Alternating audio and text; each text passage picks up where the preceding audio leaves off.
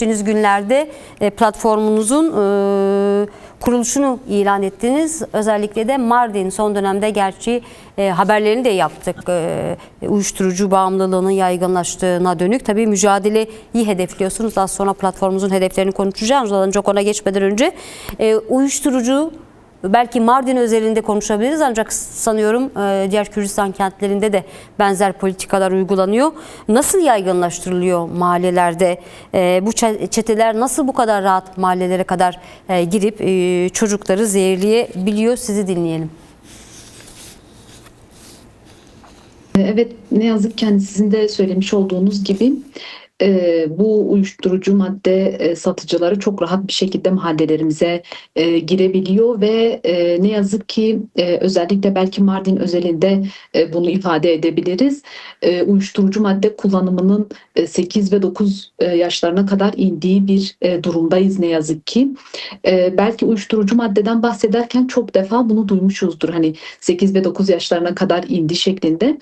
Ancak biz platform olarak da platformun bileşenleri olarak da bunu bizzat kendimiz de bununla karşılaştık.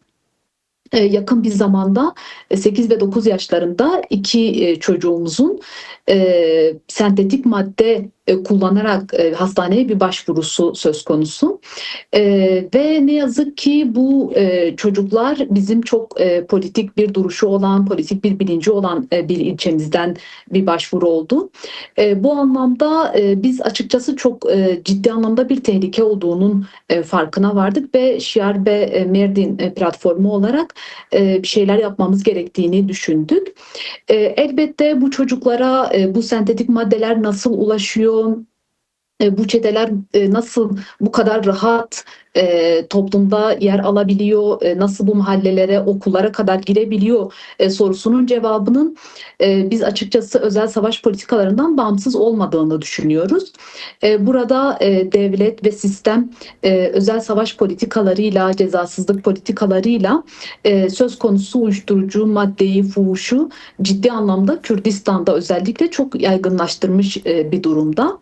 Biz açıkçası sahaya çıktığımızda bir röportaj vardı Adana'dan benzer aynı konuya ilişkin uyuşturucunun yaygınlaştırılmasına dönük ve orada bunu birebir yaşayan kendi çocuğu uyuşturucu bağımlısı olan bir kadın ifade ediyor. Polisler biliyor diyor.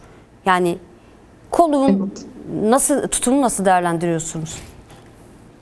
Şöyle ki biz de açıkçası aynı şeylerle karşılaştık. Şöyle çok rahat bir şekilde sokağa çıktığımızda hiç tanımadığımız insanlara dahi biz platformumuzun deklaresine davet ettiğimizde aynı cevapları biz kendilerinden de aldık.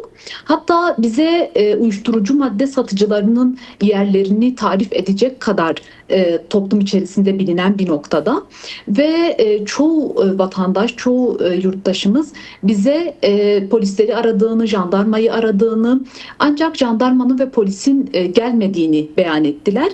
Yine bir mahalle muhtarımız, buradaki bir mahalle muhtarımız bize şunu söyledi. Hani bir uyuşturucu madde satıcısının olduğunu ihbar ediyor ancak almış olduğu cevap bu kişinin firar olduğu ve yakalanamayacağına dair. Bu sefer mahalle muhtarı kendisi nöbet tutmaya başlıyor ve bir şekilde uyuşturucu madde satıcısını yakalatmaya çalışıyor. Ne yazık ki aslında bütün Kürdistan coğrafyasında aynı şeyi görebiliyoruz. Devlet bilinçli olarak bu çetelerin dağılmasını, yayılmasını ve bu uyuşturucu maddenin çok daha fazla yaygınlaşmasına göz yumuyor. Bu göz yumması da aslında bu işin içerisinde bu işin ortağı olduğunu da gösteriyor bize. Çünkü bunu önlemediğinde pasif olarak da aslında çok rahat bir şekilde, çok açık bir şekilde bu işin ortağı olduğunu göstermiş oluyor. Peki. Az sonra tabii aileleri de sormak istiyorum. Ailelerin yaklaşımı da bu noktada önemli. Tekrar sizle devam edelim Dilan arkadaş. Şimdi mücadele, uyuşturucu kullanımı, bağımlılık veya genç kadınların fuhuşa zorlanması, bu tuzağa düşürülmesi sadece o ailelerin mi sorunu? Yoksa bunu nasıl ele almak lazım? Eğer toplumsal, neden bir toplumsal sorun olarak ele almak lazım? Elbette biz bu durumu bireysel bir durum olarak görmüyoruz. uyuşturucu madde kullanımı, fuhuşun yaygınlaşması bireyler üzerinden gerçekleşen bir durum. Ancak bu tüm toplumu etkileyen bir noktada. Kimliksizleşen, direnme gücü kırılan, düşünme yetisini kaybeden bireyler aslında toplumu da oluşturduğundan dolayı birebir topluma da temas eden bir noktada. Bu sebeple biz bunun bireysel bir durum olarak ele almıyoruz. Daha çok toplumsal bir sorun olarak ele alıyoruz ve bu anlamda aslında mücadelemizi yürütüyoruz. Kapitalist sistemin de iktidarın da yapmak istediği toplumu kimliksiz bir hale getirmek ve toplumun apolitik bir hale dönüşmesini sağlamaktır. Bu anlamda biz uyuşturucunun, fuhuşun ve diğer tüm kötü alışkanlıkların bu sebeple aslında yaygınlaştırıldığını düşünüyoruz. İktidar kendisine direnme yetisini kaybettirmeye çalışıyor topluma. Aslında sizin de az önce beyan etmiş olduğunuz gibi Kürdistan'da bunun daha çok yaygınlaştırılmasının sebebi de buna bağlı. İktidar yürütmüş olduğu savaş politikaları, özel savaş politikaları ve tüm Kürt illerini kendi benliğinden uzaklaştırmanın en büyük aracı olarak uyuşturucu ve fuhuşu görüyor.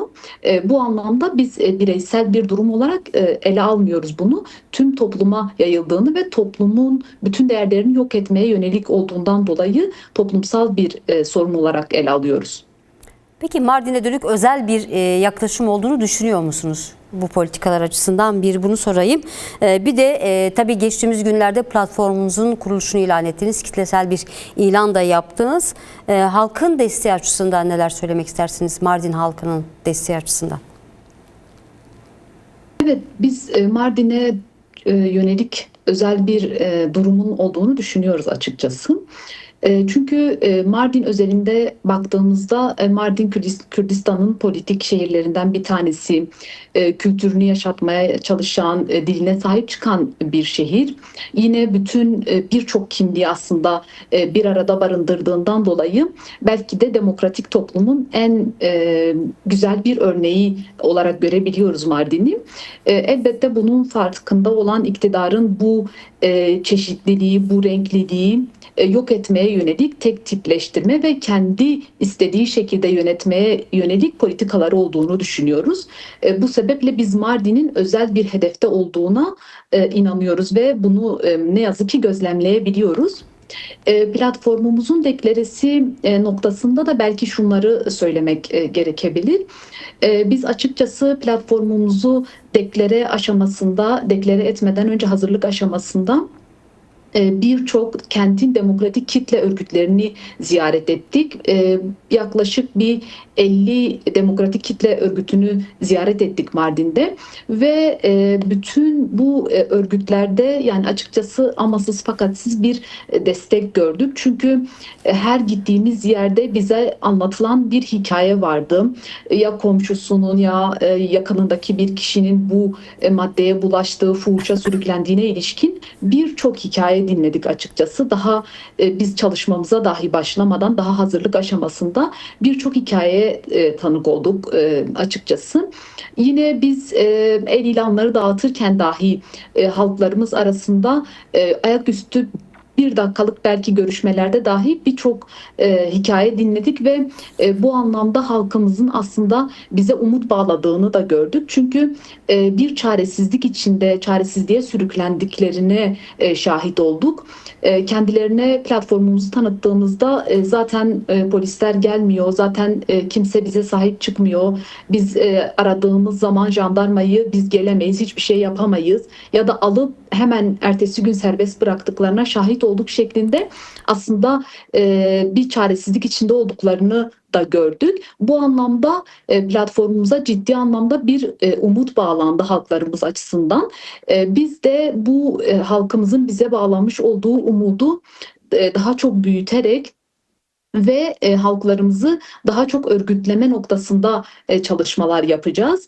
Biraz daha bireysel çabalardan öte mahallelerimizi, sokaklarımızı 10 yıl öncesinde, belki 10-15 yıl öncesinde olduğu gibi özüne döndürmeye çalışacağız ve mahallelerimize uyuşturucu madde satıcılarının, çetelerinin girmemesi için ailelerimizi, halklarımızı örgütlemeye çalışacağız. Çalışmalarımız biraz daha bu yönde olacak açıkçası.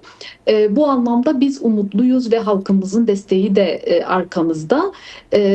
Biz bu çetelere geçit vermemek üzere platformumuzun çalışmalarına devam edeceğiz. Peki Dilan arkadaş, siz neler söylemek istersiniz son olarak mücadele yöntemleri açısından? Şimdi siz de dikkat çektiniz. Bundan 10 yıl, belki 15 yıl önce bu kadar rahat bir şekilde uyuşturucu çeteleri veya fuhuş çeteleri mahallelere giremiyordu. Belki oradan örnek alarak ve geçen yıl sanırım yine Mardin'de, Koser'de uyuşturucu çetelerine karşı bir mahallede halk günlerce nöbet tutarak o çetelerin mahalleye girmesini engellemişti. Hatta haftalarca sürmüştü sanırım. O direniş, mücadele yöntemi nasıl olmalı? Özellikle sadece sivil toplum örgütlerine mi bırakmak lazım? Toplum çocuklarını, kendisini nasıl korumalı bu özel savaş politikalarından? Az önce Elif arkadaşımız öz savunma dediği nasıl bir mücadele olmalı? Nasıl koruyacak kendi çocuklarını bu toplum uyuşturucudan, fuhuş çetelerinden, devletin bu özel savaş politikalarından? Evet, biz de açıkçası tam olarak çalışma şeklimiz biraz daha öz savunma temelinde olacak.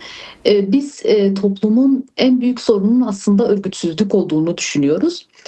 Şu an 10 yıl önceye gittiğimizde bugünkü durumumuzun arasındaki bu farkı düşündüğümüz zaman aslında örgütlülükten ne kadar koptuğumuzun resmini görebiliyoruz. Bu sebeple bu çetelerin çok rahat bir şekilde mahallelerimize, sokaklarımıza, evlerimizin içine kadar dahi girdiğini görebiliyoruz. Sizin de söylemiş olduğunuz gibi Koster'de işte mahalle nöbetleri tutuldu. Biz biraz daha bu ağı ve bu çabayı, bu mücadeleyi büyütmeyi düşünüyoruz. Bizim platformun çalışma şekli biraz daha bu şekilde olacak. Açıkçası biz sahada halklarımızla birlikte olduğumuzda bu çalışmaya çok istekli olduklarını da gördük. Sadece bir ön açıcı bir platform gibi kendilerinin önünü açabilecek birilerini beklediğini de görebildik açıkçası. Çünkü kendileri de bununla mücadeleye çok hazır bir noktadalar. Çünkü aslında ciddi Kürt anlamda toplumunun bir deneyimi de var geçmişten. Yani Kürt toplumu politik bir toplum. Kürt toplumu aslında belki bugün 21. yüzyılda en büyük zihniyet devrimini geliştiren bir toplum. Yani örgütlenmeye, mücadeleye de açık bir toplum. Buyurun. Bıraktığınız noktadan devam edebilirsiniz. Biz de açıkçası bunu biraz daha hatırlatan bir yerden mücadelemizi yürütüyoruz. Bize sokaktan, mahalleden işte devlet bakmıyor, polisler gelmiyor denildiğinde biz kendilerine aslında 10 yıl önceki deneyimimizi biraz daha hatırlatarak toplumumuzu yönlendirmeye çalışıyoruz. O dönemde de yoktu, o dönemde de gelinmiyordu. Ancak halk örgütlenerek, kendisi bu çetelere karşı durarak aslında onları mahallelerine sokmamıştı. Biz biraz daha bu anlamda Şiar Bey ismini de aslında bilinçli olarak konulan bir isim. Biraz daha toplumumuzu aydınlatmak, biraz daha farkındalık çalışmaları yapacağız bu noktada ve belki sizin aracılığınızla da bir çağrı da yapmak isteriz. Biz açıkçası hani Mardin özelinde biraz daha Mardin'de çalışacağız ancak Kürdistan'da da Şiar ve platformları oluşturuluyor. Biz bu anlamda halklarımızın bize destek vermesini ve bu mücadeleyi büyütmeyi istiyoruz. Çünkü ciddi anlamda artık uyuşturucu ve fuhuşun yaygınlaştığı bir noktada can güvenliğinden, politik duruştan, düşünme yetisinden, direnme yetisinden çok fazla uzaklaştığımızı görebiliyoruz. Herkesin bundan şikayetçi olduğu bir noktada herkesin bu örgütlemeye katılarak destek olmalarını bekliyoruz. Çünkü dediğiniz gibi bu işin sadece sivil toplumla yürütülemeyeceğinin artık çok net bir şekilde farkındayız. Çünkü vahim bir tablo karşımızda duruyor. Bu anlamda biz bütün halklarımızın örgütlenerek bu mücadeleye katılmasını ve bu şekilde biz fuhuşu ve uyuşturucuyu bitireceğimize inanıyoruz.